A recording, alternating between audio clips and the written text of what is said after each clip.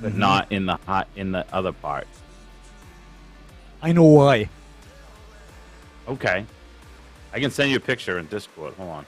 No, I know exactly me. why. She. It's because the grass in the rutted or wheel marked areas had better contact with the herbicides. But we didn't spray it with the permagreen. We used the skid sprayer. Use a skid sprayer. Yeah, yeah. And also, it wasn't. And also, and we went in an opposite direction. And also, the one more thing too is that you know where it's like flattened out. That's Yep. By the wheels of the mower. That's another situation where you have optimal contact with the spray versus the zoysia grass standing straight up. Hold on, I'll send it to J Pink. He can throw it up. Mm-hmm. Because he's not doing anything. Nope. Actually, it'd be good because I gotta get all these camera angles fixed. Let me see if I can find the one from 2 weeks ago. Yeah, I see it. Yeah, I sent it to you. So it was that kind of like I was like, huh, that's interesting. And I walked opposite of both those stripes. I'm trying to see if I find. Let me see if I can find an old picture that was there.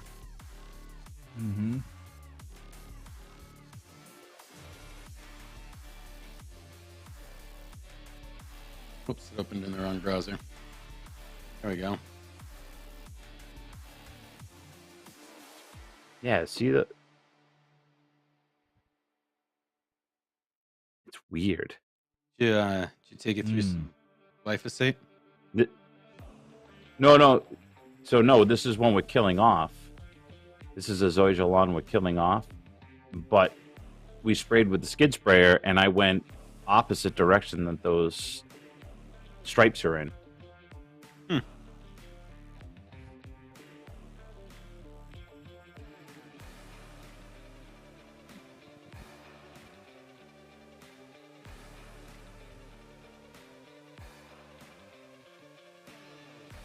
I don't have a good answer for you. I have no idea either yet. Right, so I would understand if we had used the permagreen and the tracking from that. I would get that. Where is the pictures from the day we did it? Oh god, it goes way back. Let's see. You gotta scroll past all the pictures of you naked. Oh god, there's so many of them.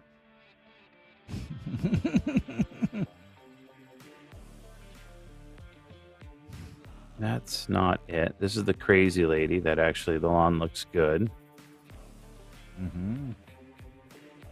She was watering at an inch a week when we were getting 10 inches in the month. Jeez. Of rain. Lord. Rain, yeah. So we got 8 in like a week. And we were like, we were hitting peaks, Ray, of 40%. I'll send that to J Pink. I'll show you that. This is it right here. So that was our rain volume. And where that peak was, she was watering away. She was watering away between those two peaks at like an inch to almost an inch and a half a week on top of what we were getting. Fuck. All right. So this is what it looked like before. I'm sending J Pink before pictures. Try to see if we can see those stripes. Western Mass says, now I see why Lushy didn't return my call. That was a couple days ago. I'm sorry. I mean, if that's what you want to blame it on, then sure. That's why he didn't return your call. Yeah. No, I honestly was asleep. I was asleep when he called the other day. So this is what it looked like. This is the before. With the zoysia looking good. Yeah, it does look nice. This looks like it needs to be pressure washed. But you can see right in this picture, to the left of these hostas, you can see like a tire mark. See how the grass is folded and it's probably like 8 inches wide going by it. Mm-hmm. So, and it had just been mowed. And then we got this video.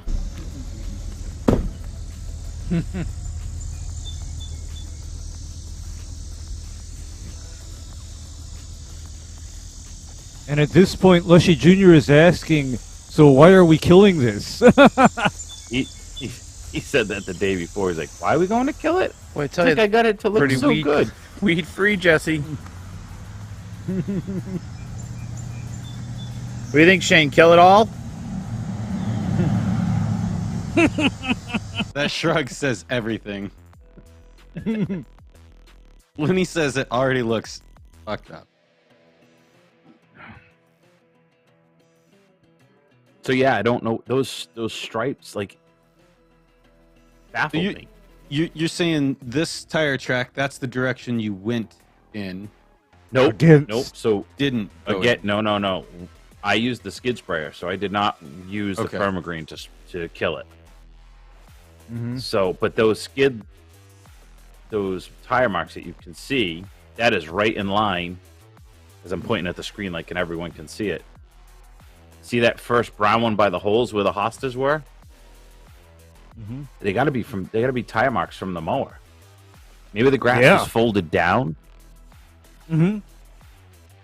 Yeah, it's I folded think down, and the reason why I say folded down is that unless you're spraying using like a XR or AI tip at 40 to 60 psi, your coverage is going to be kind of difficult on this grass. Yeah, no, I was using your favorite. I was using my Lesco gun. Mm-hmm. That's what I thought. That's why if it's bent down or folded down, that's most receptive to the droplets from the Lesco gun. Okay. Oh, see, all I heard was bent down and receptive to the droplets from, and then I think we should just cut that clip, and then we can just put anything on the end of it. You know, droplets from the penis, droplets from receptors the, droplets from me. Yeah, right. droplets from the BBW squirter. She's dressed up with a pigtail so we can do the Oklahoma jet ski. Well, Ryan, I just Yes. realized something. Yes. What do the letters BAD in that order mean to you? Big ass dog. Big ass dick. I don't know. Oh, I went dog. Oh. Yeah, big ass dick. Or could Kelly be Coleman? no, that's BBD. That's BBC. BBC. Yeah. It's what Actually, populates Ryan's search issue. Search history. BBHWC. Mhm. Big black home wrecking cock. Mm. True. And I don't mean like, breaking up marriages. I just mean literally the guy has probably knocked down a few structures in his day with that fucking hog. Who needs a sledgehammer? Yeah, who That needs is correct. Who needs hammers and yeah, All right. there is a hammer and Telly's already carrying it. All right. Jesse I gotta B, find- the third app's going to be with we're going to do it with a paint roller. I think that's we did it with the skid sprayer, the first app. We did it with the backpack sprayers, this last app. And then I think the next one will be a paint roller. I think that'll be the best way to go. How many thousand square feet is this thing anyway? Like 8,000. Oh Lord, that would be just 2 fillings with my engine drive backpack done. Yeah. Two fillings. Shane and we went Over. and double teamed it. We had 2 little Mhm. cheap kill everything backpacks. Mm-hmm. And that's what's in there. And we went and sprayed them out with that. Mm-hmm. I listened to the 4 guys trimming the bushes next door get lit up by the ground wasps that they Was hit. that Were they square or rounded? Yeah, they didn't ask. They were a bit of square. They are not professionals. Then they are not professionals. They were not. They're fuck right off. You should. You have to ask that right off the get go, right? You have to ask. Do you want square or rounded? Whoa. Jesse, did you order this Zoysia out of the back of the Boston Herald back in the 80s? Is that where this came from? Zoysia? Zoysia. Yeah, the ZR. We take it from everything else and put it in Zoysia. Yes, he did. All right, good. Good to know. It's funny, Leshy, I thought of you this morning. I was out running errands, and I wanted to stop and get a protein bar for breakfast. And I could have gone to the Weigels or the Shell, and I went to the Shell. And I legitimately thought, I'm going to go to the Shell because of Leshy. Why wouldn't you go to the Shell? Yeah. Because it was dirtier than the Weigels. You got to go to the Shell. But it was closer, and I was hungry. So... yeah, I don't know. Was real O'Dad working, or was he? No. That's his area. Sean Smith's got the South. I need to go back through what the fuck? Clown World Lawn Care here and find a few. I had some. There was also a topic that I was supposed to remind you about for the pre-show tonight. But I don't remember what the topic was. It was a story about a famous person in the lawn care community. I really wanted Matt to hear it, but well, then we'll save it for Thursday. Yeah. Which reminds me, Matt won't be here tonight, folks. So you get me. Tried to get Aldo too, but he's like, "Oh, the in-laws are visiting, and I haven't seen them in a while, and I need to have family time." No, don't let him fool you. I mean, Gilly told me because it's the 6th of the month, he's out there spending that check he just got 5 days ago. God. Oh my God. Make sure we clip that out and send it to him. So, Aldo sent me this meme, and it said, "You get $1,000 for every racist or gay joke. Who you inviting?" And he sent me the meme and said, "We would make so much money." And I told him, "You can shred that EBT card."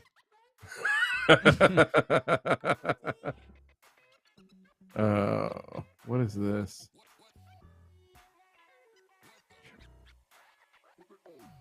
I'm trying to find. There's some absolute gold here recently. Where's this at? No.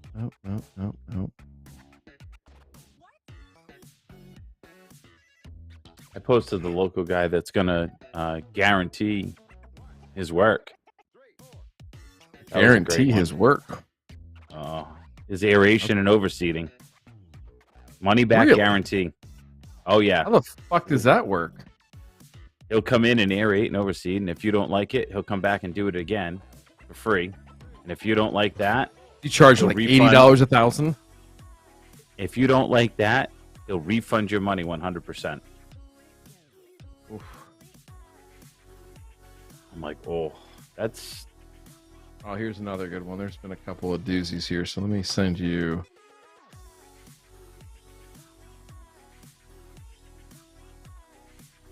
Two of these are going to really just rock Ray's world. He's going to be upset. I can tell you already. Dylan Miller, I think I'm going to have him do all my properties and tell him I'm not happy after the second aeration.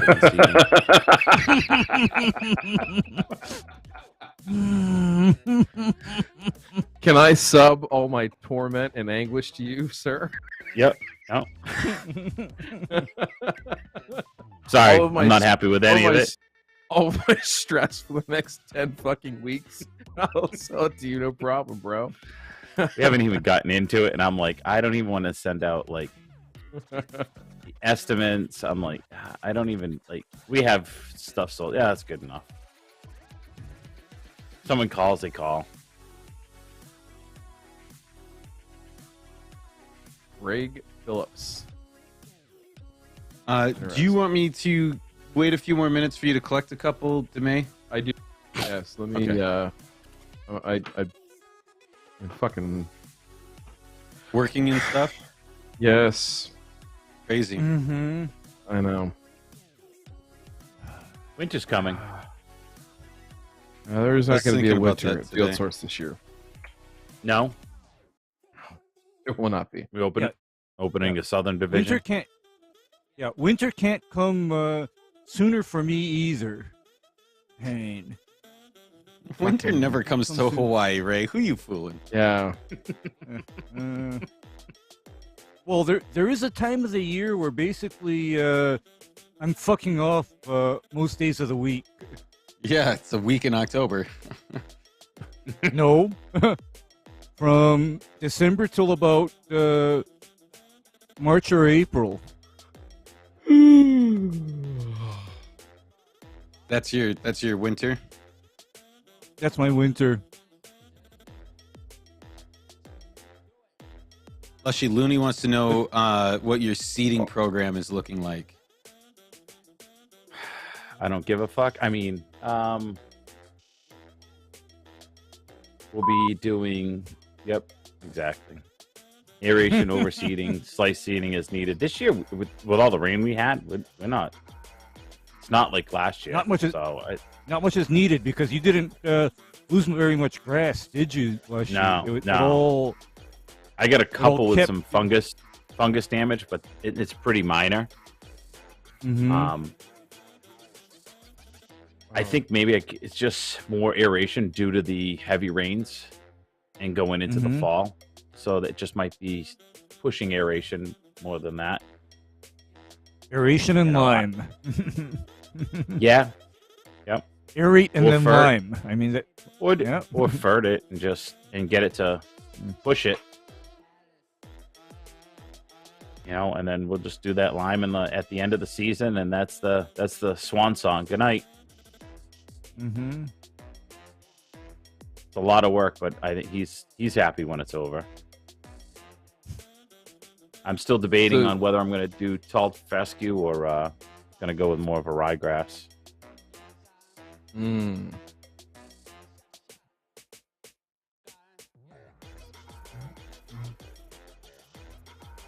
Didn't he read Should I through just this start so much? spreading Bermuda? Can I do that? Is it too late? Sure.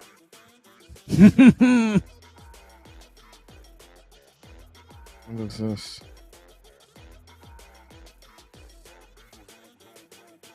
Jesus.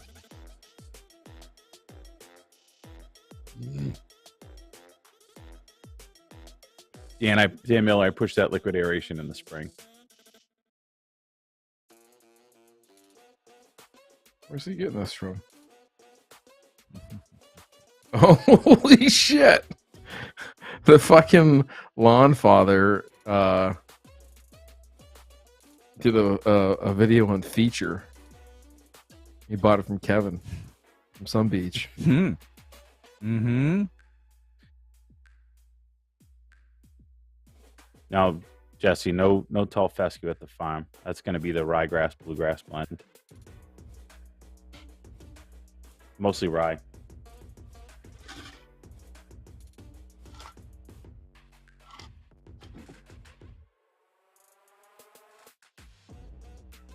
That's that gray leaf spot resistant ryegrass blend.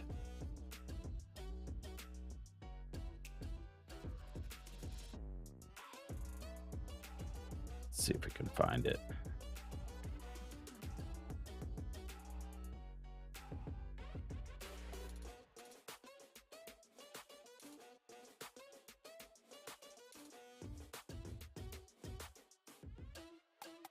Wow. Jesus.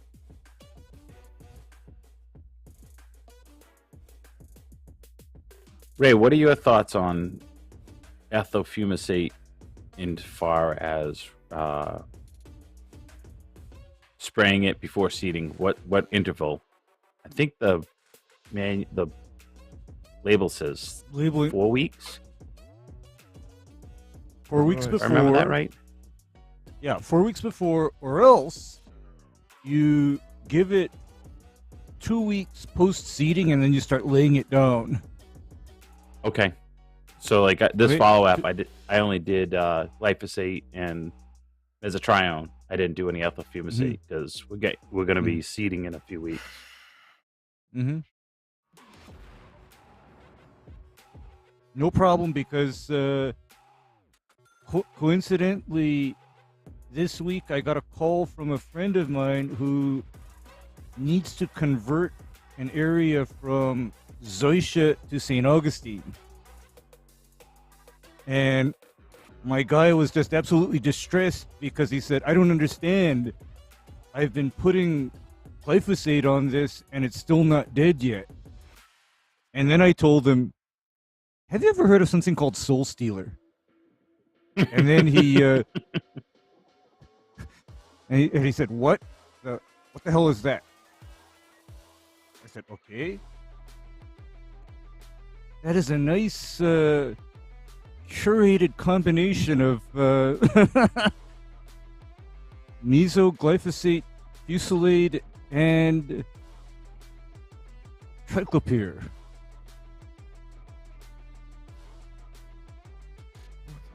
That'll clean I didn't it up. have the heart to. I didn't have the heart to tell him about Pylex.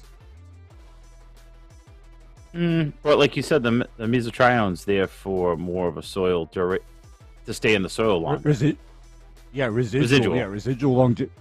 Longevity. Although BASF specifically labeled Pylex for removal of zoysia from cool season grasses. They did label it. 1.5 ounces, 3 times in late summer, early fall.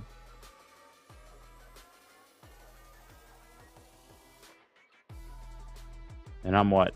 Let's see. I've done an 8-ounce mesotrione, then did 4 ounces of the acre. Mm-hmm. So I think I got 3 ounces left. Is it 15 ounces, off the top? Right, 16. 15 You're allowed ounces. 16. 16. 16 Leshy. Yeah, you're allowed 16. So I could do another. You had another one another at seeding. 4. You can do another 4 at seeding time. Yeah, you're right on target. I might have to do another one. I don't know. Let's see. Or you could always give it the Lushy Junior Special, guaranteed to work. Lawn is clean. Let me tell you, it is clean. No weeds, right? Oh, no weeds at all. All right, use God. Oh, you bastard. It cleaned things up nice. Mm.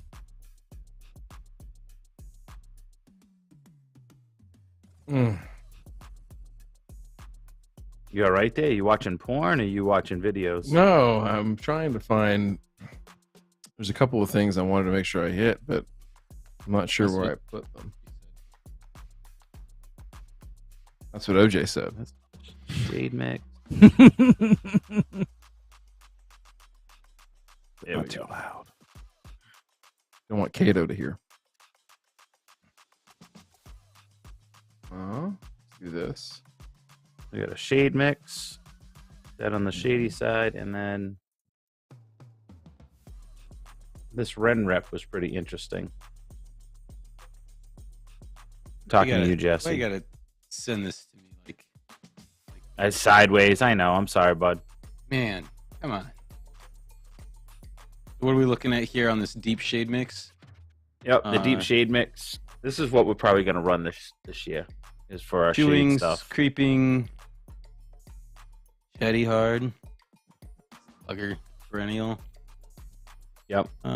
Fastball, blue note, Kentucky blue. Just a little bit. Oh, here we go. We got. This is what we'll put Jesse. I think we're going to run this at the farm. Looks like mostly rye and then a little blue. It's mostly rye and a little blue. I actually did this in the spring. You just look at it like this, everyone. .10 other crap. Yeah, it's the best you can get. 0.01 Really. weed. I'm not worried about the weed seed. We'll kill that. As long as you don't dump the permagreen again. Shh. This one looks like it's all just rye. This one, yeah, this one's all just rye.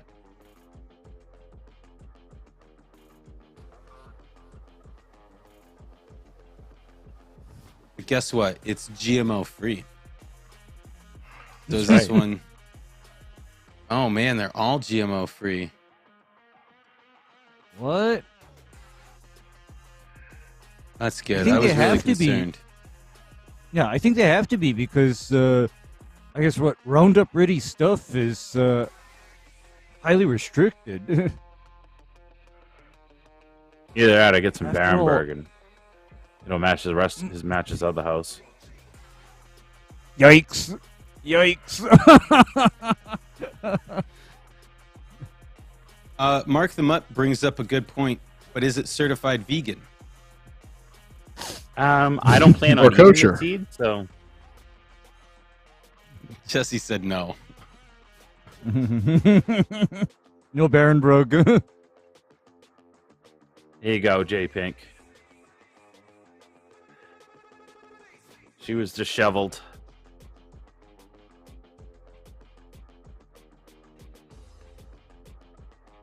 That was after she rolled. Really? Oh wait, here it is. This. New No, I'm transaxle. I'm not familiar enough. What's wrong in this photo? So the look at the top right handlebars, how they're crunched forward towards the front I of the see machine. now. Okay, yeah. Yep. It actually snapped the welds Jeez. on the handlebar. So in that handlebar comes down to that stud that's sticking out in the bottom right, and then Mhm. those are geared. Those are actually geared together inside. So when you turn, they're moving back and forth. And then as you just opened it up, you found more and more stuff. Mhm. But not bad for doing 30 miles an hour flipping down the road. 30's not bad. Imagine what happens if somebody were to run right into that at say 45. I thought Ray was going to yeah. say, imagine what would have happened if J Pink was driving. It would have been 70.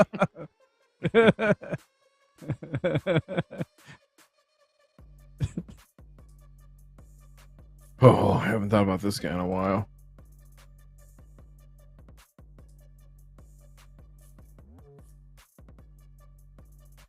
Oh, he might be dead. Oh God, is this the guy Maybe. with the dog, Bob? No, We haven't seen him in a while. he's back. Him He or- just did a or video dead guy? recently. Old B-dub. dead guy.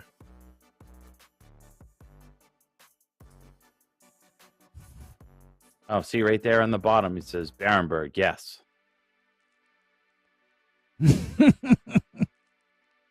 Jesus Christ. Some of this shit's just.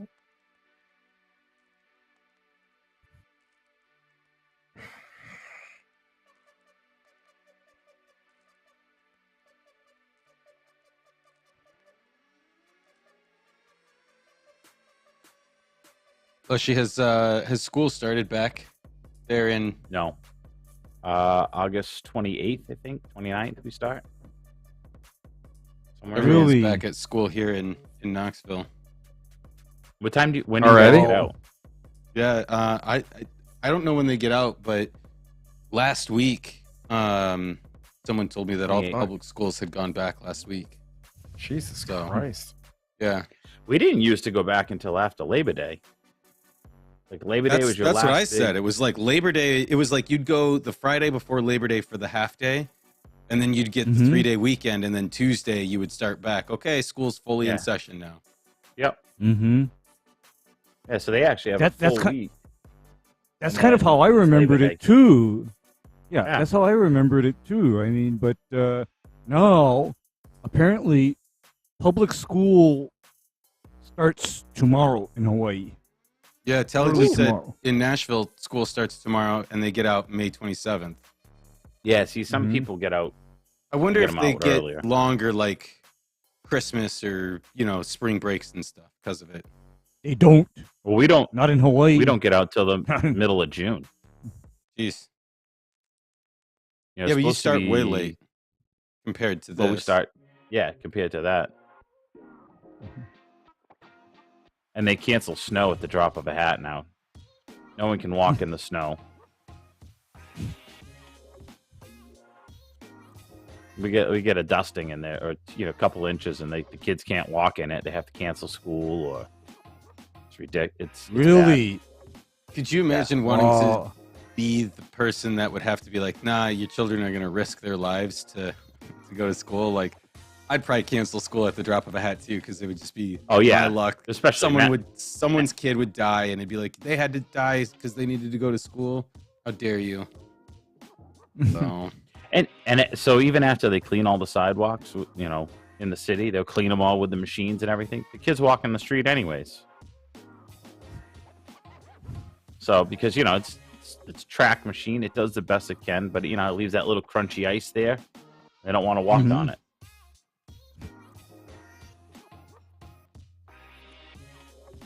I'm gonna go grab some All right. water. I'll be right back. okay. Go ahead. I'm almost done.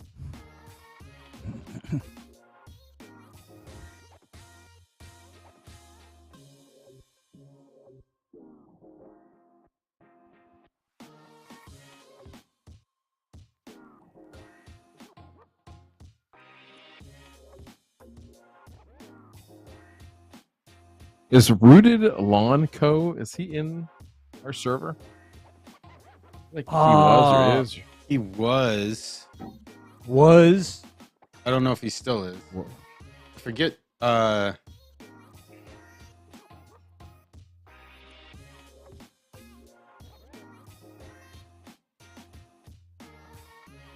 Might have been also someone who was in but under a different name. And I thought we had him on the show even. Mhm. I believe I we don't did. remember. Sometime last year. Did we? Yeah. I think we had him.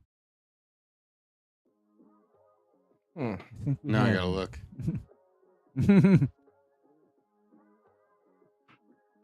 Yeah. Big Dog. Yeah. Big Dog Lawn Care. Yeah. No, that's different. Hmm. That's different. This is a sure? a guy from Minnesota. Yeah, this is a guy from Minnesota, white guy. Mhm. All right. Last thing I need to do is go over here. Yep.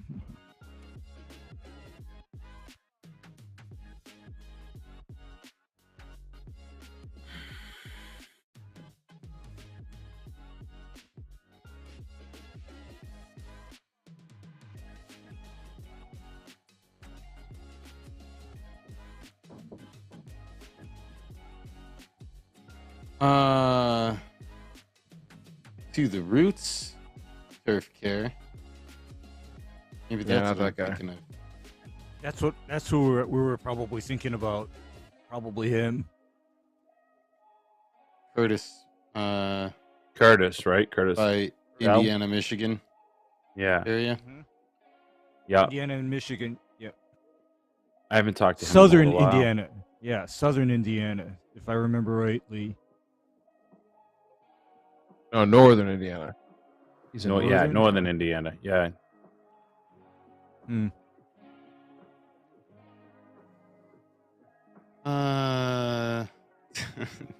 Only Nick Coleman.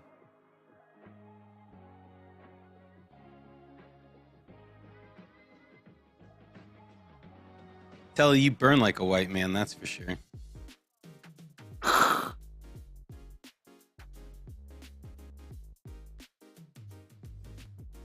still love how TK yells at Telly about sunscreen.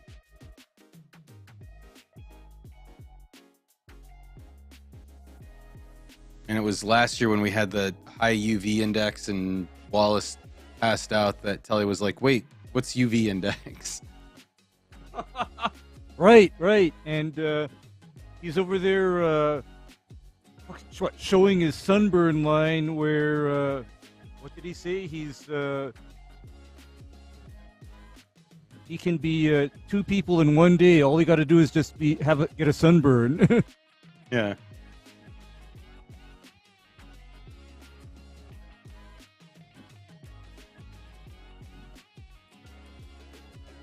Everybody got their Mega Millions tickets? I did not. Are we up to 1.5 billion now? 1.55 billion. Oh, 5.5. All right. Helps. Did you know that? Did you know that Hawaii is the only state where lotteries are not legal? They're illegal in Hawaii. You want to buy you a ticket, Ray? I'll buy you a ticket. Ray's gonna get it. He's He's gonna get it. We're gonna do the group buy. Jimmy and I were talking about this. Everybody slaps in, it's $5 minimum. Get in as much as you want. Split it all equally. How many people get in? That's the way to do it. That's how it gets won. Yeah, because you get like Send me 100 your numbers Venmo. on a ticket. I will. Mhm. I'll buy it Tuesday. And then Louisville will be a private jet pickup. All right. What's wrong with that? Nothing. Uh, Nothing at yeah. all. All right. Busy's Wait. big dog is Curtis is what we said. He's Yeah. Dogzilla. do you want me to start with those 3 Yes. or okay? Jay Pink needs to cash it. We have any He accountants doesn't in have here. state How's that lottery work? tax. So Jay How's that needs to work, cash though? it. Jay Pink's just gonna have a big old bag of $700 million, and we're all gonna meet and just bring our duffel bags. Sounds like a good time.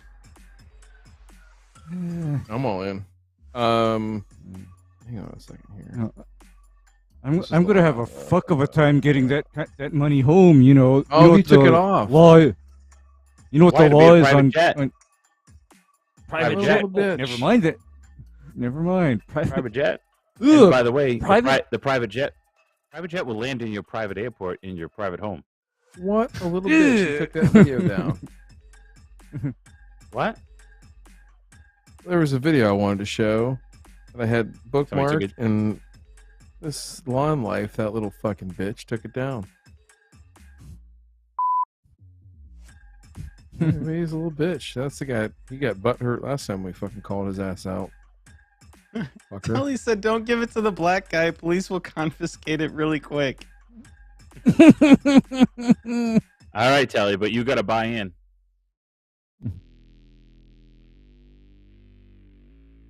Perfect What we'll music, do the private champagne room. is we'll go to the we'll do the whole intros, and then after the intros, it'll cut over to you, DeMay, and you can do our little blurb at the top, and how we're gonna do a special edition of Jono's Turf, all Jono's Turf. Okay. Also, this Thursday is a call-in show for Thirsty Thursday. Okay. I'm too scared to call in. Matt yells at me.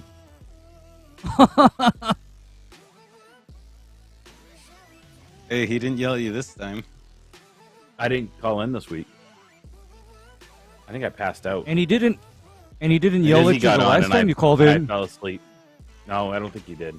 He did you rewatch it? No, I haven't rewatched it yet. He do you remember back in June the guy that called in and started getting all homophobic slurs on the live call? Yes. Brian? Yeah, when Mhm. I was on, yeah. Yep. Brian called in and Matt called him out, and dude hung up and just like melted in the face of being confronted with someone knowing his name. Of somebody knowing who he actually was. It was like, yeah, you're a master gardener, aren't you? You. Yeah. Yeah. He I was saw trying that. he was trying to hammer the line as an unknown caller, and in the YouTube chat he was trolling under 2 different accounts. And Oh, I I did timed see him that out. guy that was trolling Yeah. 2 different names. Yep. I timed him out the first time under one name because he had accused Matt of getting a mail away bride, right? Yeah, And, yeah. I saw that. I timed him out, and just as I timed him out, Matt was like, "No, don't time him out." And it was too late. I already timed him out.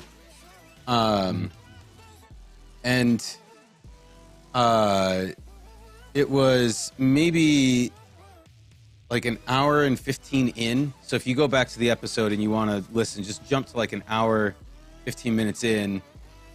Dan the lawn man called in to prove the phone line was working, and then he started calling when Dan was on, so we dropped Dan and took his call, and it was a good time. I remember the don't ban him, and right about there, I know Busy got on, and I think his everyone fell asleep when Busy got on because he went on for 45 minutes about how the sky is blue and flat. Yes. Yeah. Frozen Alaskan. Oh yeah, Jesse, you got it. I mean, those are the two names that this fucktard was trolling under. Frozen Alaskan Chicken. Yes. Creepy Bible Stories with Grandpa. Yes, Brent. That was his first name, and then he got banned, so he went to Frozen Alaskan Chicken, and he kept it up, and then finally Matt caught him. That's awesome. Got him. Yeah, I don't think I posted this. Let me make sure. So, yeah, this doesn't have anyone's phone numbers on it. But, like, all these unknown calls were him just trying to hammer the phone line the entire night. Mm-hmm. I heard. And it's set up to not allow an unknown caller. You have to, like, call with a number. But he finally called with a number, and Matt was like, "Oh, this is Brian." He was like, "Click," hung up. Yeah, he got off pretty quick. Are you? Yeah. Perchance, is your name Brian? I mean, right after Matt said that, hung up. All right. If you're ready to have me do it, DeMay, I'll go to the intro. Yep. And then we'll kind of take it from there. Let me. Why does this camera have a black empty?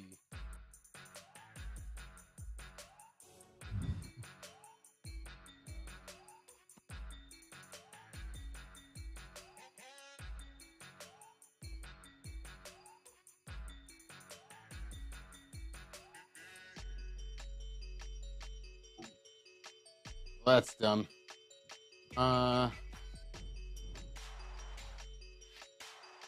Whoops.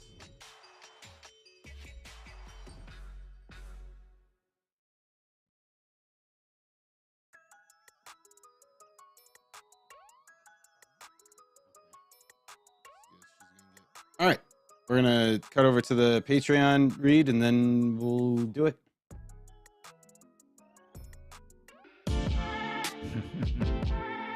As business owners, entrepreneurs, family men, it's difficult for us to find the time to put together projects like these. Even though it's something we really want to do, unfortunately, taking care of the things we have to take care of comes first. However, because of viewer support for people like you, we're able to continue doing this. Please consider joining our Patreon and supporting the Burn and Return podcast.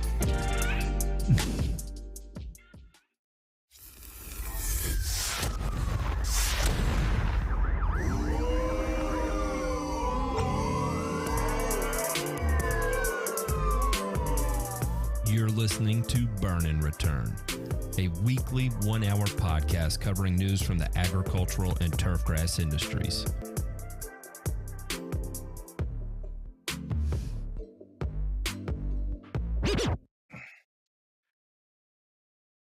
And there it is, right there. You know what, tonight, ladies and gentlemen, it is a special night. There is a special DJ Scratch because we have a special illustrious guest in our panel in place of Matt tonight. Matt's busy off doing, well, things that are funner than talking about what we're going to talk about tonight, which Go ahead and run it, J Pink. Oh, I absolutely was not ready.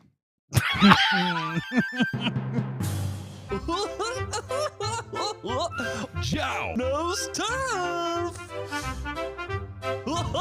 Hi, I'm Joe. I'm gonna give you a bunch of accurate turf facts today because Joe knows turf. Joe does. Joe actually reached out to me this past week, and he is still alive, and that's good to hear and know, and all that kind of stuff. But tonight is a extended cut, a director's cut, if you will.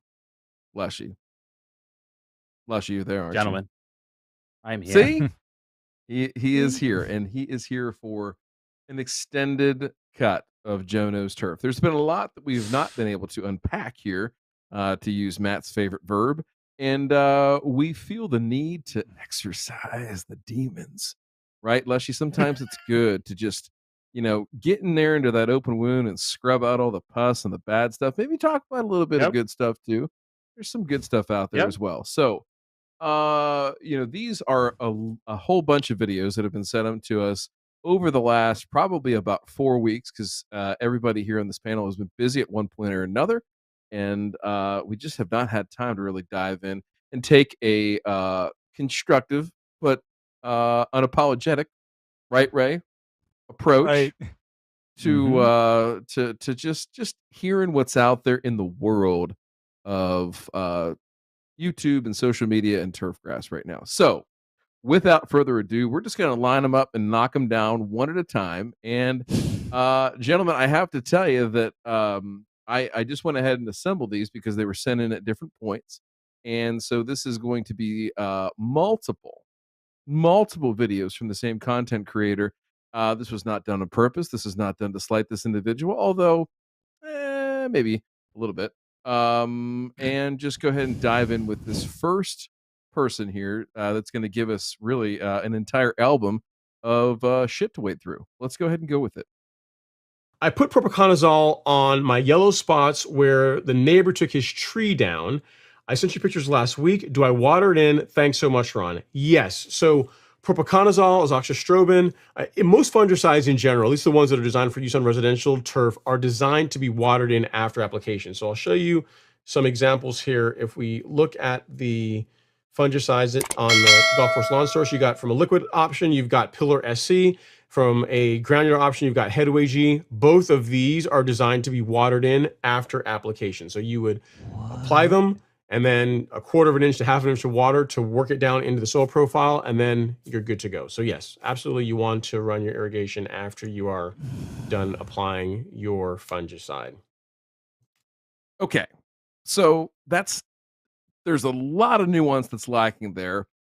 And that's not entirely true, at least from my perspective. And Ray, I want you to jump in here and just give me a go, no go on that statement that you should water in all or most of your fungicides that are used in residential turf. So that's a go, no go.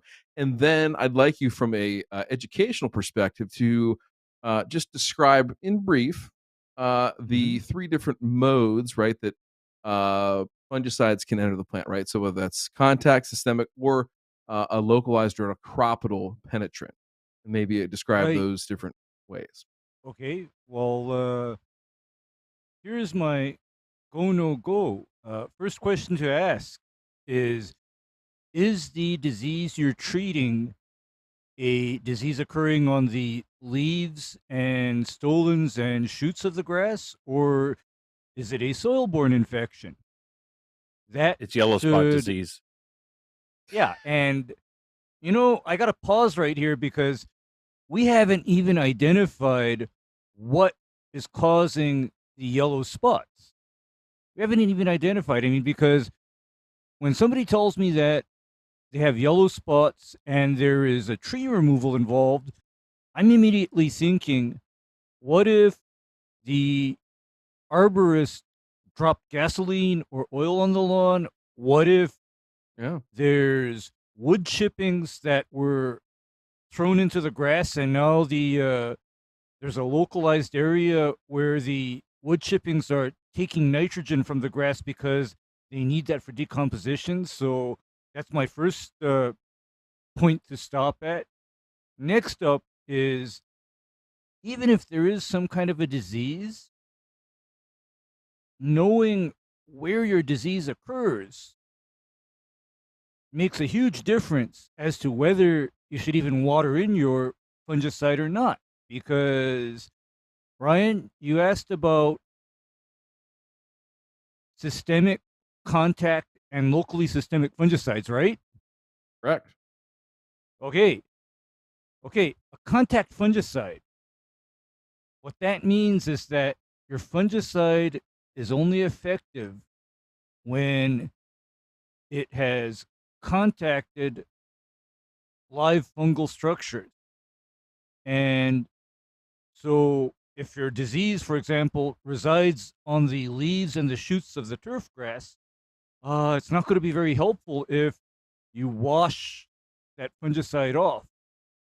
Next up would be your systemic fungicide.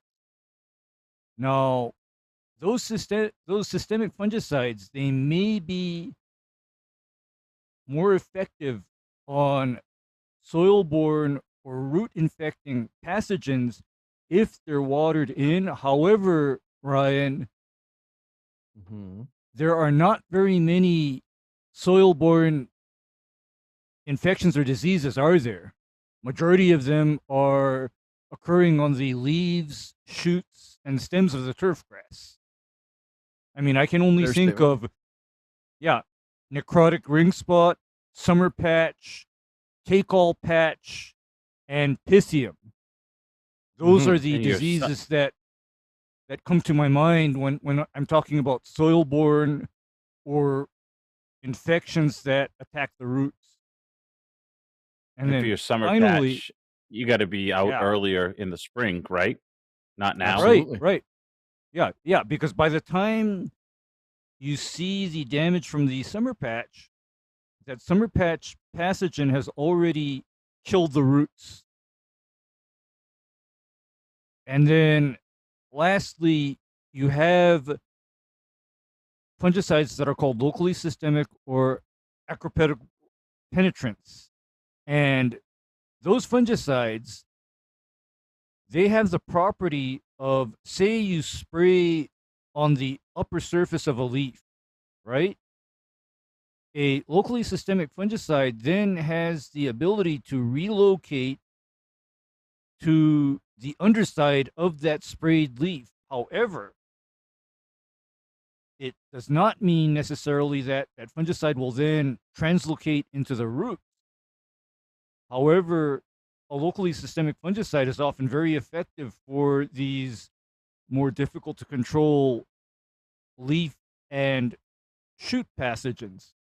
So if somebody were to apply a locally systemic fungicide and water it in, then they're probably going to lose efficacy of their application if they're targeting a leaf and shoot disease. I mean, Ryan, what's alarming to me about this recommendation to water in a fungicide irregardless of the circumstance is just the total lack of nuance and context. I agree, and I think that's troublesome. I think that's the crux of the issue here is that a blanket statement that could be taken by many to make the wrong choice, right? That's the issue. So again, the things here to understand would be the ways and the manners in which fungicides will move within a plant, right? Specifically a turf plant, and understanding the differences between those. The other thing here would be really being able to ID the disease that you have and then choosing the correct product, and which would then mean where the target site's going to be. Is this a root issue? Is this a foliage issue or shoot issue? And how do we address those appropriately? So it's a good starting point. Just think about that. If you don't just go water it in, please do not just flip the sprinklers on after you make any fungicide application. That would be a sore mistake and a very expensive one too. because not only are you washing away potentially a material that's at the target site of where it needs to be, but also too, the other thing that I think on the nuance, the flip side of this is that fungicide applications that should be watered in, how much do you water them? When do you water them? Do you water them right away? Do you water? So there's a whole set of best practices behind that too. And very quickly, if you are going to do that, right? Recent research out of NC State suggests that immediately, as soon as you possibly can, that about 1/8 of an inch of water, up to about 1/4 inch, is going to move that fungicide, generally speaking, into the area of the root zone that it needs to be taken up by the roots. But there's a whole other sets of compounding factors there, thatch, other things that we won't go into right now. But again, a broad blanket statement, a very dangerous one here if you're trying to get it right. So, J Pink, let's go on to track number 2 in the Ron Henry's July. Occurs on the same every year after year. I treat it, it goes away, but it comes back in the same areas every year. So here's what I would say. If you know you have an area of the lawn that is prone to, say, like large patch, right?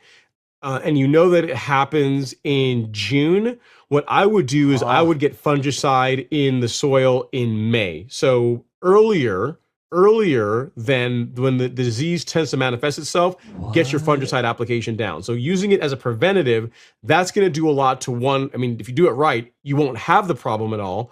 But worst case scenario is going to be far less aggressive than if you don't do it preventatively. So I'm a fan of doing fungicide in May and then another one in June.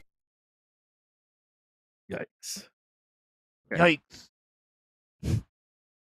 So again, what the person asking the question is saying is that, hey, I have a disease, we assume, that is occurring in the lawn in the same spot. They treat with fungicide, it comes back, and then I'm assuming within that same growing season, and then it returns year after year in that same spot. Now, I don't doubt that could be happening. However, you would think that if you're treating it with a fungicide and that fungicide is not effective year over year, that you would, either try to want to ascertain if it's actually a biotic problem, right, with the turf. And then secondly is that, maybe it's something that's not a disease, right? Don't know, don't have a ton of localized context on the dry question. spot. Very well could be, right? And so that's foreign part too, objects, is rocks, right? Lushy, gravel. I mean, you've seen an instance where the worst of the worst Lushy's seen. Lawns planted over gravel can exhibit strange symptoms, especially when it gets hot, right? It can, right? Yep. Heats right up. It gets hot, and then the grass dies, and it happens in the same spot every year. If somebody has a fetish for gravel and rocks in a lawn, Lushy actually works at the adult bookstore of that. So it's true. You should see some of the pictures. It's disgusting. Yep. So again, I think the premise here on the video is that, hey, you've got a problem, just go out there and apply some more fungicide, just see if that takes care of it. Go out earlier, go out later. Again, nuance is important, right? So again, I would say understanding the parameters of the question, asking better questions, I think is incumbent. And obviously we get these, on our call-in show and things like that, where you don't have enough context and you've got to answer with a couple of if then else statements, right? If you see this, then this, or else that, right? And so that's, again, I want to see this information correctly used, applied, and just selling more shit may not be the answer.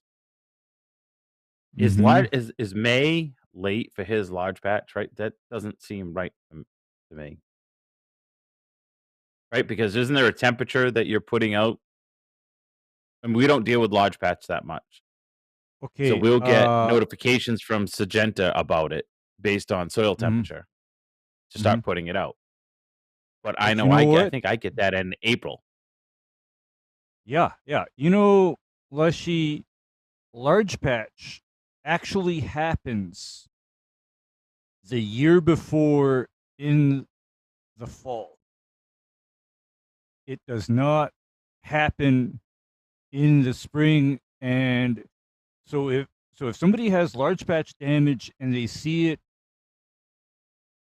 in the spring, then my words to them are literally, where was your September and October fungicide applications? And next question is, what kind of turf grass are we talking about here? Yeah, because large patch is most commonly a disease that is associated with zoysia grass, St. Augustine, and centipede, and to a lesser extent, Bermuda. However, under normal conditions, Bermuda grass is not very susceptible to large patch anyway. So, Well, but I Ray, gotta. touch on that too, real quick. Touch on the fact that, if it's hey, I see this in June, right? And hey, Mhm. just go apply something in May. Again, don't have any context. This is warm or cool season grass, right? But let's assume he's in Yeah, cool season country. Might be dollar spot, right? So again, trying to might be understand dollars. what turf type is, and Yeah, that's a yeah. You simple fix. see, Hey, let's apply a little bit more nitrogen and start there, right? As a basis yeah. instead of just hammering out some headway and hoping for the best.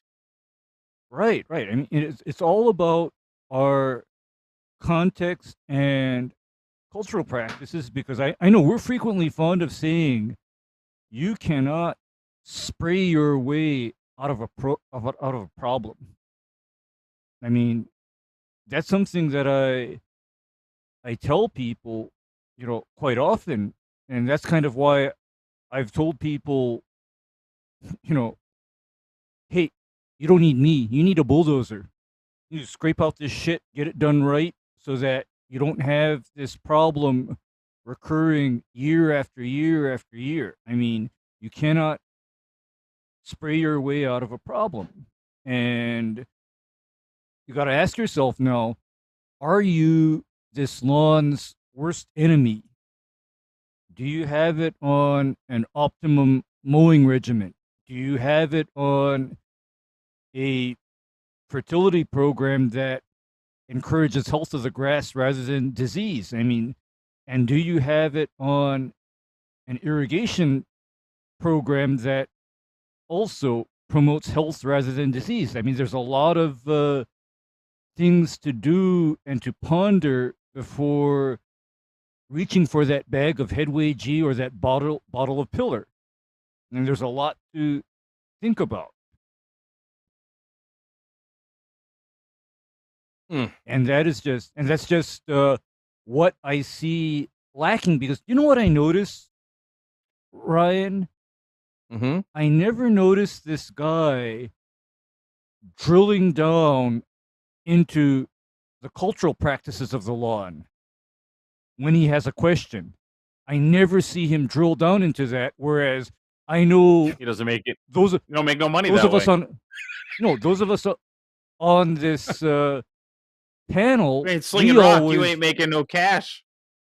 oh yeah, that's right, that's right. It's like we need those, the money from the affiliate links. I mean,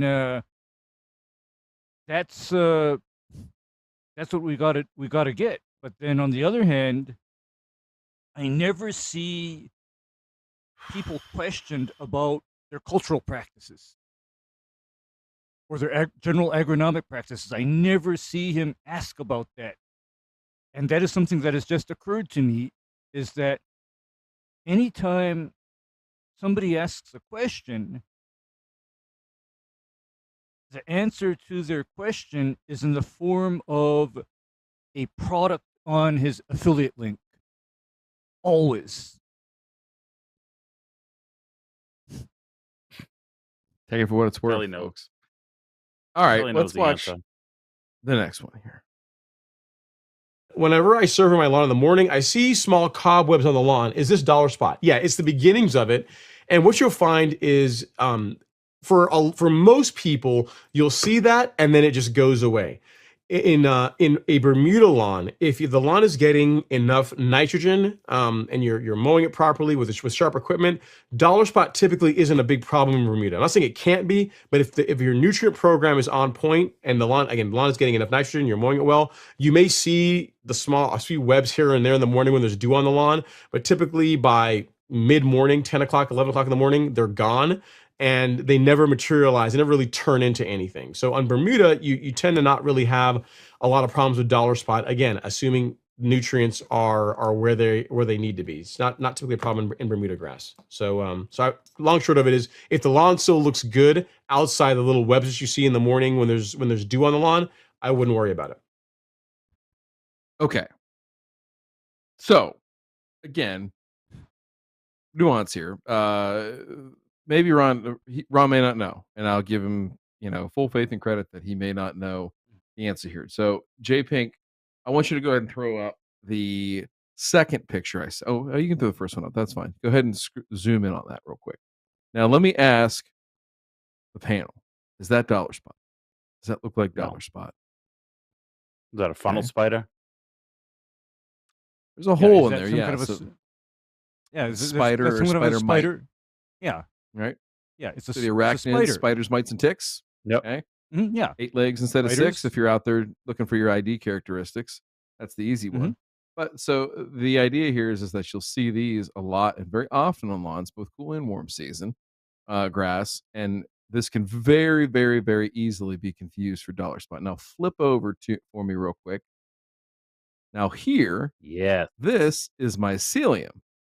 This is the fruiting structures of dollar spot, right?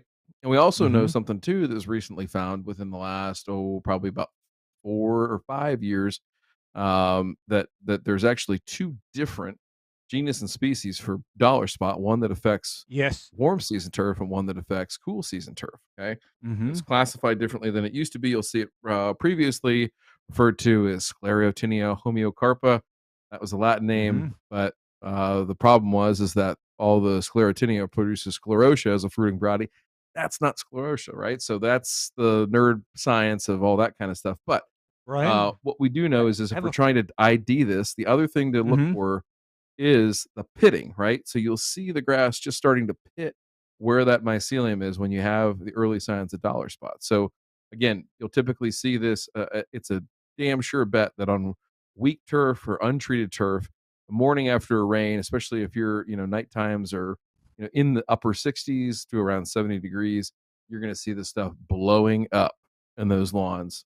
So take a good hard look. So don't get freaked out if you see something that looks like a web or white structure. Go out there, rub your fingers in it, feel it, see if it goes away. If it disintegrates like mycelium would, you might feel a little bit of thread-like material with the spider mite webs from time to time. If it feels stretchy, if it feels stretchy, then no worries. But then if it feels more powdery and dusty, and what my identifying characteristic for dollar spot always is, are lesions that go across the entire grass leaf, and the lesion is separated from the green tissue on the leaf by black margins, but inside of the black, there's an example of that in that picture, J Pink. Top left corner above the leaf that's in there. Yeah. I mean, you see this this white across the leaf with a black band separating the white areas from the green areas. That usually suggests dollar spot to me. And I also have to ask, whenever somebody suspects dollar spot, what kind of grass do they have? What kind of grass are they dealing with? One thing that he did say too in there is that Bermuda, I think he specifically said Bermuda grass is not very susceptible to dollar spot. And again, very specific times of the year, that's not the case, right, Ray? Uh-huh. Right? And you know that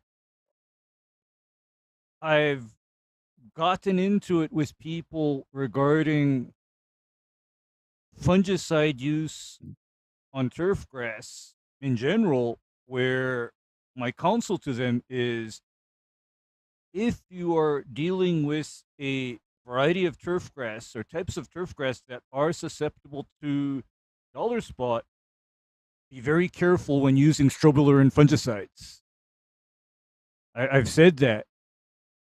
On the other hand, if somebody comes to me saying that they have monostand turf type tall fescue, then I can tell them dollar spot is not as much of a concern for them versus if they were growing KBGN rye, or else if they're a real baller, they have a bent tea or a bent green in their front lawn. Then I tell them, you better watch out for dollar spot. Or just And bent grass likewise, in your lawn. bent grass in your lawn, right.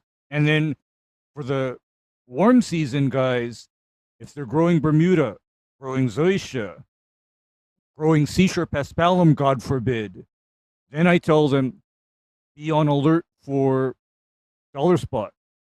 If they're dealing with St. Augustine, that's not as much of a concern.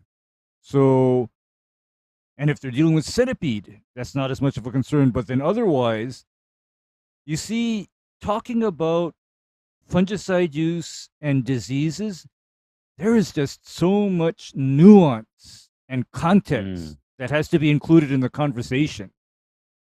And I think that Ron Henry tries to blank out and obliterate any of the context.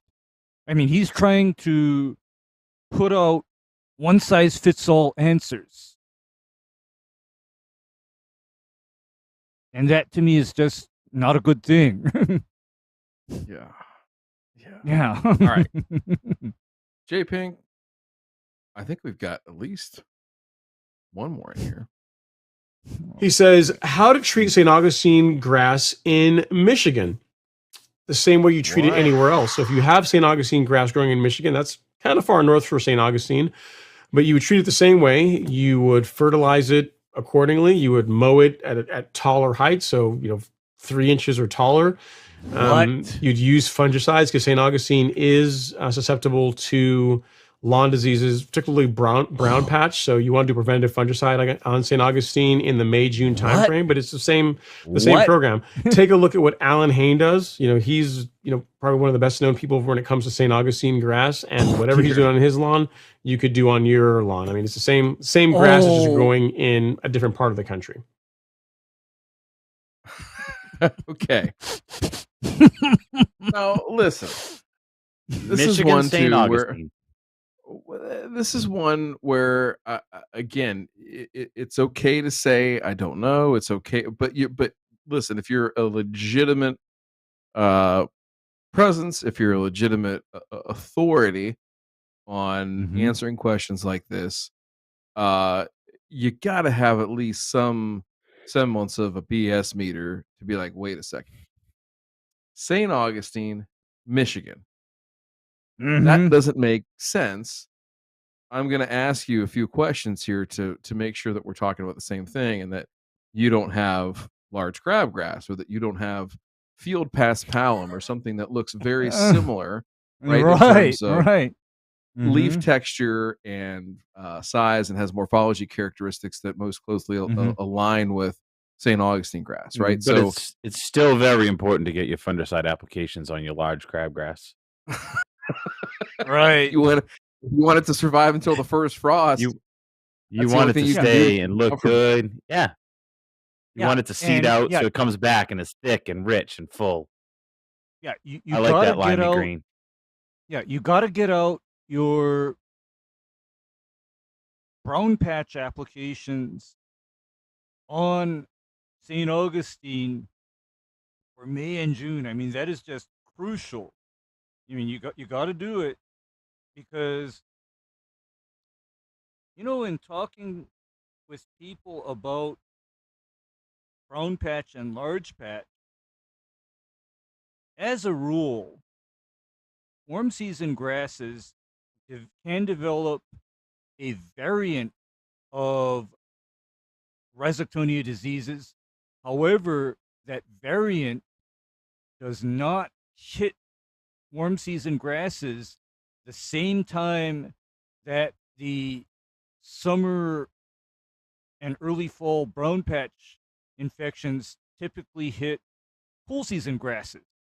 I mean, the timing is different because what has been found out is that the species of rhizoctonia that hits warm season grasses is totally different from what we normally associate with damaging cool season turf in the summer. It's a different disease. It's a different species.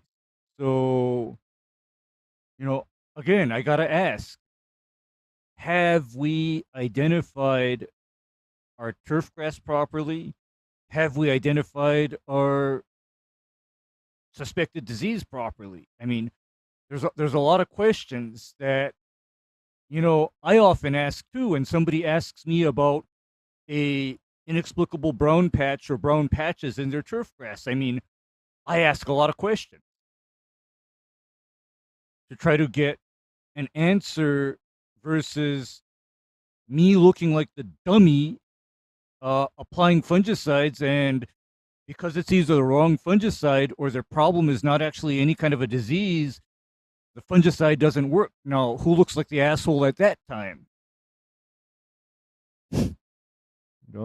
This is a lot of questions. Well, and I think again that's just saying, like, I the amount of reach that he has, and I'm sure that the apologists and the haters and everybody else will come out and say, "Well, you guys are just jealous because you only got 25,000 subscribers and he's got double that." I don't give a fuck. The point is, I have no subscribers. She's got a nice smile and a generally favorable disposition, though, Lushy. There's a lot you can do with your life with those two things. There is. There's a couple things. Street corners are one. Yikes. You can't buy a pretty mouth on Golf Course Lawn Academy. At least I don't think you can. Yep. But the point here is that, just, and I hope for Ron's sake, with that reach, here's what I would say if I was speaking directly to him is that, either you genuinely want to have to get better and you will, or you're going to keep doing the same thing over and over again and giving people half-assed answers, right? That take all the nuance out of it, and then foster misinformation and foster people, making poor choices because they went back and watched that video, heard something, and thought that, hey, that's the gospel.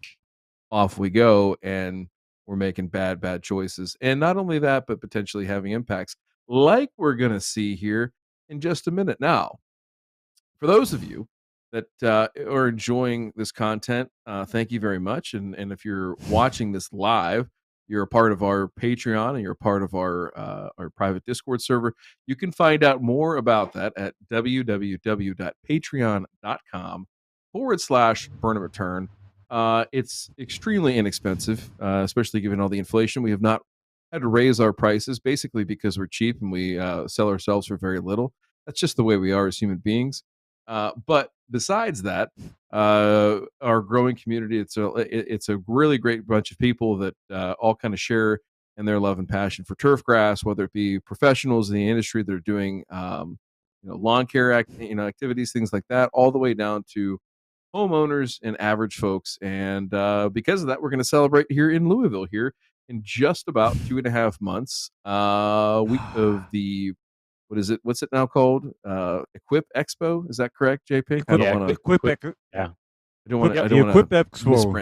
Yeah. So we'll be there. We are completely 100% sold out for our event right now. If you want to get on the waiting list, you're more than welcome to grovel to J Pink. There's lots of things that he won't do for money, but he might do for an invite. Dirty Deeds 2023. So get at him. Mail at thegrassfactor.tv. Again, www.patreon.com/burn and turn. Check us out. Join up over there and come hang with us. All right. Now, if you are a long time and loyal listener, I forgot. If you don't like this and you haven't enjoyed this so far, well, hey, fuck off. I'm sorry. Just the way it is. We're extremely unlikable to a lot of people, and we've proved that very, very much in the last 4 to 6 weeks. So you are a fucking pussy. Jeez. Thanks, Spencer. Love you, pal. Love you, Brian, psycho. Brian Whalen called in the other night from North Carolina, all the way from North Carolina. You know what? And guys, I think the only reason he called in is because our show starts after 9 p.m. Eastern, so he was able to use his night and weekend minutes. That MFer wouldn't use up his anytime minutes on us to save his life. So thanks for calling in, though, Brian. We really appreciated that. Now, if you are a longtime listener, you'll know that we've preached a lot about, hey, what are the far-reaching implications of all the dumb shit that we see on Joe Knows Turf, right? The people that are making wild and dumb prognostications about what people should do, using chemicals illegally or off-label, things like that, saying things like, hey, throw her down, just things like that. I'd like you to watch this clip of a video that came out this week that was sent to me, and basically the premise behind it is anti-lawn, right? That you should kill your lawn off and get rid of it because it's a scourge to society, the environment, this, that, and the other thing. And I want you to watch the little bit of the intro and then see where it goes, and especially for the visual element, the folks that are following along on YouTube, you'll be able to see this here pretty quick. And for the folks that are on audio only, I'll give you a little bit of background after we play through it. So let's just listen and watch. Biologist Paul Robbins found that people who use chemicals to maintain their lawns tend to think that these chemicals have a negative environmental impact, particularly on local water quality, and yet they do it anyway. According to the EPA, Americans spend more than 3 billion collective hours per year maintaining their lawns and feeding the massive and mega profitable lawn economy, pulverizing habitat and toxifying our surroundings. What on earth has driven this nonsensical behavior? Well, Robbins argues that lawn people are the result of both a moral and political economy. Our story begins with the early colonial capitalists and their ideals. Lawns originated in the 1500s in Europe as aesthetic managed gardens. As geographer Becky Ellis notes, these were very distinct from commonly managed land, which tended to consist of meadows for livestock grazing or forests for foraging. Lawns grew in popularity among the British aristocracy throughout the enclosure of the Commons, where peasants were forcefully kicked off of their lands during the transition from feudalism to capitalism. The Enclosure Acts gave... So, in that video, in that clip, there was features of none other than Ryan Knorr and a few other folks, and namely, though, Lawn Care Nut. And again, they're taking B-roll from YouTube footage and putting this out there. But this is the type of thing that, especially with how some people have gone, and I think Ryan's been extremely pragmatic and done a great job. He gets a lot of heat in his comments and everything like that. Now, on the flip side of that, with Alan, it's not been as measured or pragmatic in any way in terms of throwing down and put some more nitrogen on it, this, that, and the other thing. And this is what we're saying, is that it feeds into the narrative that's out there and is so ubiquitous at this point. It's so widespread that we're seeing it now. It's catching up to the point where it's now in content and in context, right? That there are people out there saying, well, hey, you should get rid of your lawn. Oh, why? Well, because there's all these people out there poisoning the environment. And again, you've got people doing right, and there are plenty of people that do it the right way and follow all the labels, follow all the laws, understand the regulation. And yet we still have folks that want to put on video or on Facebook, Spencer, dumb shit that they should not be doing. And this is the result of it. So I ask you, gentlemen, is there a way to pull these people in to the conversation? The Alan Haynes of the world, Brown, or whoever, right? Whoever gets featured on Joe Knows Turf or something that maybe isn't so good. How would you try to reason with them and say, listen, you need to do this not because, hey, you're going to sell a few less units, this, that, and the other thing, but you're affecting the narrative in a way that will probably swing back and hit us in the face at some point. How would you approach that conversation? That's a tough one because I like Allen is swinging for the fences for the bros. I mean the lawn domination, throw her down, the whole more is good, more is better. Gooder. Mm-hmm. Gooder More is is gooder. gooder. Yep. Thank you. Yep. Thank you for correcting my English. Yes. Betterer. Betterist. Mhm. Most bestest. And he's started off at the beginning, I think, trying to just educate, and then it's turned into a business. He's trying to feed a network of people that work for him in his empire that he's built. I get that whole sales part of it. I just don't know where he could kind of say, "Well, we got to ease off," and then from that it gets worse from the sub cells, I guess you could say, that have branched off in the Facebook world that I do swim through those cesspools once in a while, and those can be wild, absolutely wild, and that's a difficult thing to try to rein those in, and it's not even him, that it's. Oh yeah, the network effect has taken over, right? It's 8 degrees of separation, and it's gotten worse and worse and worse and worse, right? Mm-hmm. I don't know what to say to this, because at some point in time, I think reason and logic has left the room. That is my impression of what's going on. Is reason and logic have left the room, and now you are dealing with people's egos and emotions. And that is where I'm not sure even telling somebody like Alan, hey, did you know that you were the featured person on the video of this cunt that hates lawns? Did you know that you're Did you know that you're the featured person? And God, basically, I wasn't ready for that. Can't say that. Hey, I don't, and I'm okay. I'm okay with the word too. I wasn't ready for it. yeah, but Like the a chest pass, a little too hard right there. Yeah, Hurt my hands. yeah, but I don't think he can even be reasoned with in any way, shape, or form, because he has gotten so far into the rabbit hole of sales and numbers at any cost that I'm not even sure laws or rules mean that much to him, even. I mean, that's what I'm afraid of. It's not much different than the big conglomerates that sell fertilizer that are pounded in cheap materials into them, pounded in humic because it's the new buzzword, and that's what we're going to put on the label. So now we're selling it. We've got our carbon pro G. They all are following the mantra, and not following his mantra. They're just following the sales mantra. And if that's where the industry's going, and there's revenue to be made, we'll slap something on the label that'll make a sale. Okay, it has to hit all of the right buzzwords, right? That's what it is. And what look, why does AMP sell lime that is lime with iron and humic in it? Why do I need iron and humic in my lime application? Yeah, the AMP Max, I think, as well. AMP Lime has iron and humic in it. Wow, and you know what? Why?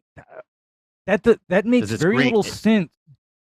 That makes so little sense, because lime and iron and humic all contradict each other, in terms of what it does in a lawn. I mean, it just contradicts. And this is where I always ask, when somebody proposes something, whether it be government or agronomy, please make it make sense. Okay? Make it make sense.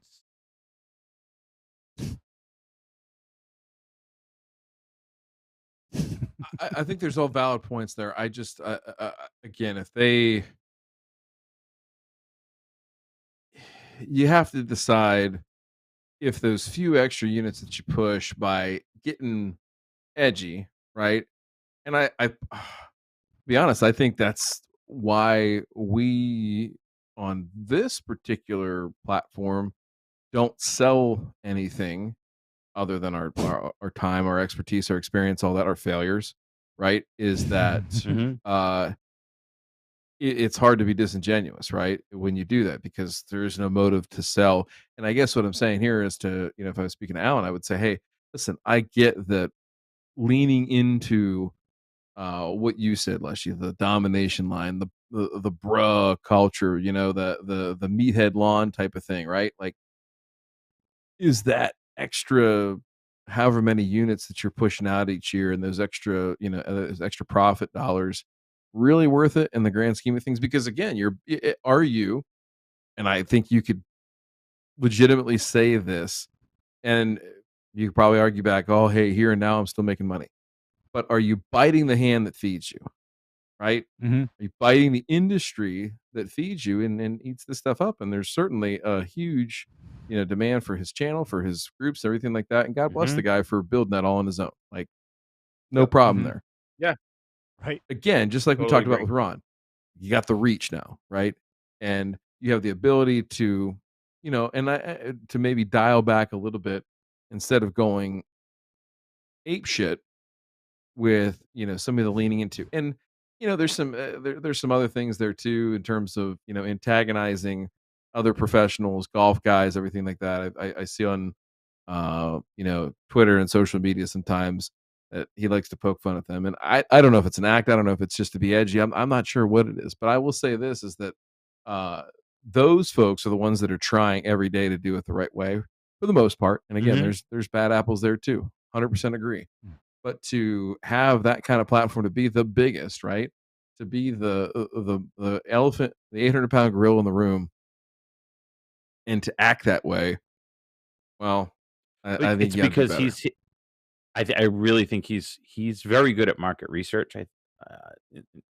I think he's really hit the mark where he's found people that just want to buy something and put it down and not do the due diligence. I mean, I've helped a couple people, on the side through texting and things like that. And like, hey, have you done a soil test? No. Well, what can I apply? Like, well, why haven't you done a soil test? You're willing to spend hundreds of dollars on product on stuff that you may or may not need on stuff, right? Because I'm putting something out. I'm putting something out. Like just I don't have a soil probe. You don't need a soil probe. You just go out and dig in the yard. Here, this is how you do it. Send them a quick video. Another guy, I got this, I got that. I had sod put down. I'm like, yeah, but don't put dimension on top of that sod. Well, no, I want to make sure I don't get crabgrass. I had him put it on it. I'm like, it's in the label. Like, here's a screenshot of the label. Like, this sod was a week old, and you had him run dimension over the top of your. I wanted him to do it, right? Like, but it is an application. It's got to be made. Something's got to be thrown down. I want the greenest lawn on the block. I want to be the thickest lawn. I want it to be the thickest. And I'm like, you're opening a can of worms. He's found that algorithm, and he knows that that's who's buying. And I think it's runaway. I think it's a runaway train at this point. I don't even think even if he started trying to change it, he could. I think, Leshy, unfortunately, you are totally correct. I think you're totally correct, because good site planning and good cultural practices don't sell. They don't sell, because do you know how many times I get approached by people who know what I do, and they ask me, I want you to treat for this disease or to make my grass green right now. I get approached like that, and my answer to them is flat out no. Get a bulldozer. Because basically, you know what Alan reminds me of at some point? He reminds me of Dr. Kevorkian. And do you know why I liken him to Dr. Kevorkian? It's because all the crap that he pushes is the kind of stuff that you need to keep a hospice lawn alive. He's the actual Dr. Kevorkian.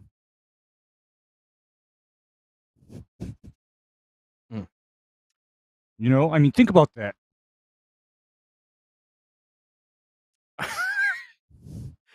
I think about it way too much. That's the problem. All right.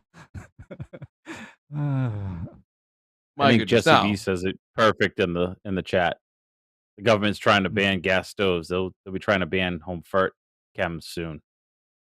And they already are. Yeah. I mean, if you look at look up the way from you and Jesse right now, and look at Portland, Maine, right? So no synthetic or conventional pesticides or fertilizers now. So again, to sit there and not see what's happening and how that behavior, how that type of speech and how those type of practices ultimately influence and give fuel to the fire, regardless, right, of how it's being broadcast or produced or anything like that. That if it's not all responsible, at least you can hang your head on that, right? At least if they took a clip from yours, and that's what, like, with Nor, he could sit there and say, like, you guys can beat me up all you want, but, like, I'm at like 3 pounds, maybe for the year on this, they were right. showing not even that.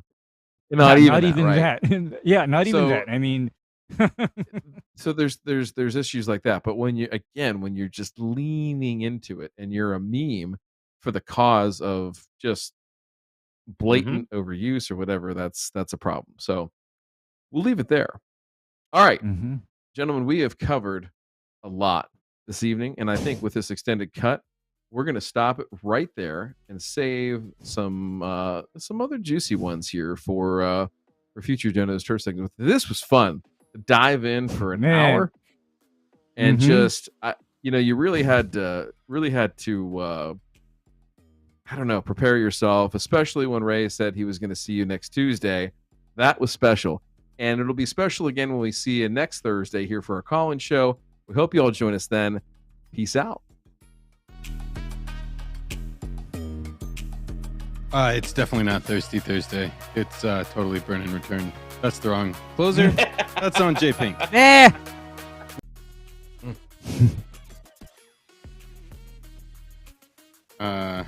No, Alan's just totally tapped into that algorithm of I want to put something on my lawn. I don't care what it is. If I'm putting it out, someone had a picture on one of the Facebook groups, and they had every single product from Greene County all lined up, flexing it on their workbench so that they can say, I'm gonna do all this. And there's one guy that's in one of the groups that sends me pictures. He doesn't even fertilize his own lawn. He doesn't cut his own lawn, but he wants the greenest lawn. And I'm like, well, you should start doing it yourself. You should start learning and doing it yourself. And he's like, why don't you come do it? I'm like, no, you're too far away. It'd be too much money to. I'm like, I'd have to charge you like $600 just to drive up there and then do the application. But he, I want the greenest lawn. I want it to be the greenest. And then he'll send me a picture of a guy that has a green lawn. And it's like, that lawn is real mowed. Who knows what variety of grass it is. And the guy probably sprays iron on it every 2 weeks, if not more. And you have a guy that comes every 6 weeks. You're not going to get that. Nope, you're not going to get that. And Leshy, that is, for example, why I had to put myself in this unfortunate position where I'm committed to mowing lawns because I came to the realization that there is no point in me running an agronomic program that's similar to the nearby golf course with the $100,000 membership fee when I have some jackwagon weed whacking the entire fucking lawn every 2 weeks. Because the mower broke down and now they're... No, or else they just don't mow it. They just don't have a mower at all. It's a weed whacker or nothing. Yeah, they don't use it. They don't use a mower. So for show titles, we got 69 plus 9. Lushy is 3/5 of Matt Martin. Yeah, that's about right. Exercise the demons. Exterrace those demons. Slow down. ID, please. When it's right to get her wet. It's not fungus. It's a lawn fetish. It's a fungus disease. Maybe it's Ron Henry. Maybe it's all my wallet can afford. No headway G, not atrazine.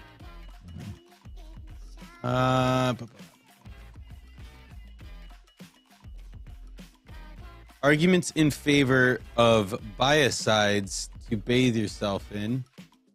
Again, buy more my shit.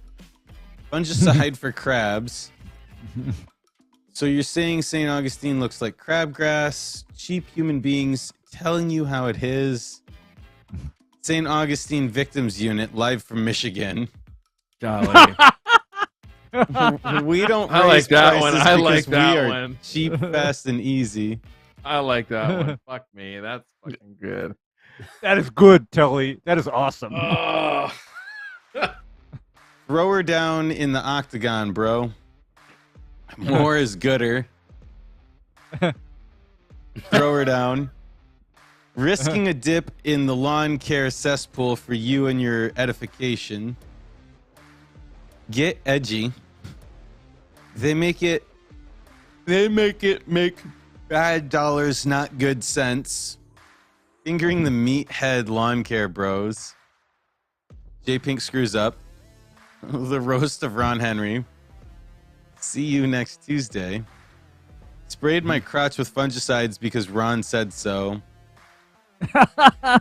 My Australian cooch with fungicides. Cut the shit, Alan. Throw her down.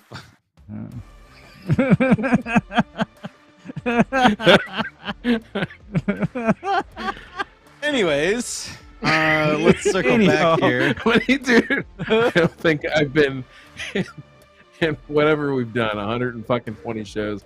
I don't think I've been so unprepared and emotionally affected by a fucking cuss word. That's what he said. God. I don't know why, but I was not fucking ready for that. It was bad. I gotta go back and look at my face during that part because I was like, "Oh fuck!" You weren't on screen. Oh shit! It was just Ray that we went to because you were crying in the mic. Yeah, you're just rolling. You're just rolling, Ryan. I wasn't. So right now, Telly's got the winner with St. Augustine Victims Unit live from Michigan. That one's pretty good. That's pretty good. That's good. That one's awesome. Telly gets the win on that one. Ron's gonna be all mad. Alan's gonna be all mad. Fuck him. And once again, do we care? I do not win a show title. What are they gonna do? Threaten your life? Yeah, I know. I think we've actually reached the pinnacle of how bad it can get. I think, but maybe not. Mm-hmm. No, I'm happy that they'll be. Don't chance the fate like that. We'll be fine. Oh shit! All right, I agree. I'm going to bed. I love you all. Same. All right, we'll see you all on Thursday. Night. Now we'll actually end the show.